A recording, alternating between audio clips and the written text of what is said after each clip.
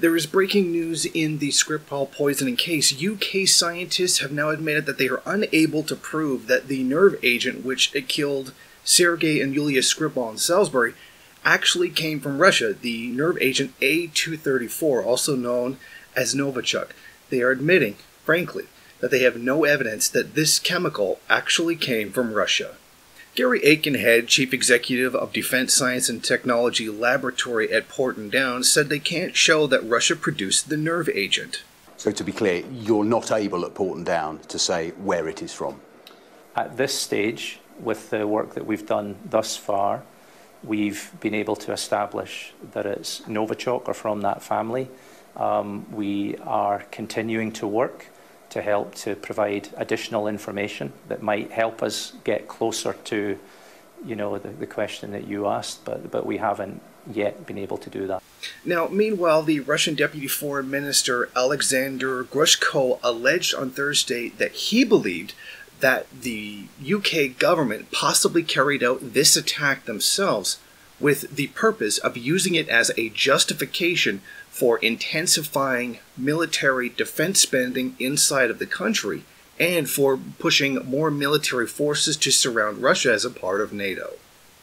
He said, "I think that all this was planned, including due to the fact it would be necessary to explain to the public in the near future where the money is going because it is colossal spending."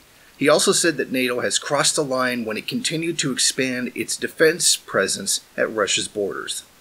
Now, many people are already skeptical of the official story put out by the UK regarding the Skripal case.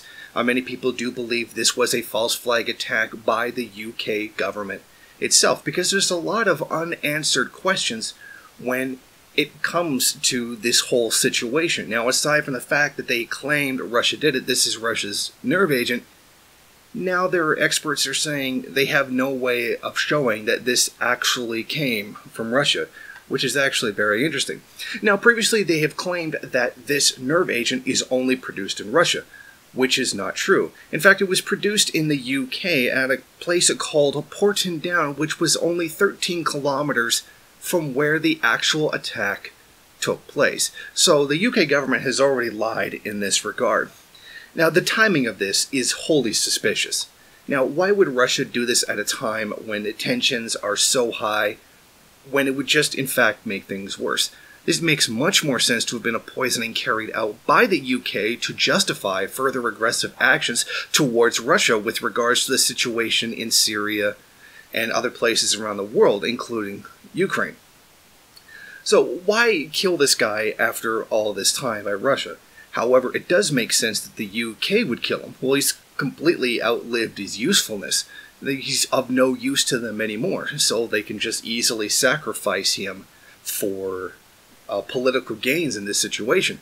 And before people start trying to claim that this is not something they would do, might I remind you that this is a country that openly participated in the butchery of Afghanistan and Iraq, which has killed more than 3 million people.